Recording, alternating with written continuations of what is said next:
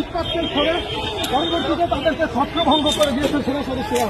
দেখতে পাচ্ছেন এই মুহূর্তে এনসিপির জুলাই পদযাত্রা চলছে, তারা রয়েছেন গোপালগঞ্জে এবং সেখানে এই মুহূর্তে সেখানে কিন্তু সম্পূর্ণ পরিস্থিতি বিরাজ করছে। দেখতে পাচ্ছেন সেনা সদস্যরা রয়েছেন এবং তারা টিয়ার শেল এবং ফাঁকা বুলেট দিয়ে কিন্তু সরিয়ে দিচ্ছেন।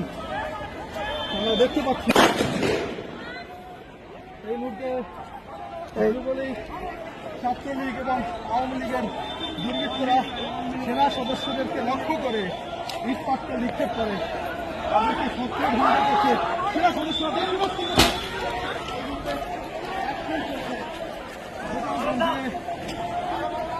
সেনাবাহিনীর যে অ্যাকশন, সেই অ্যাকশন আমরা দেখতে পাচ্ছি। গোপালগঞ্জের যে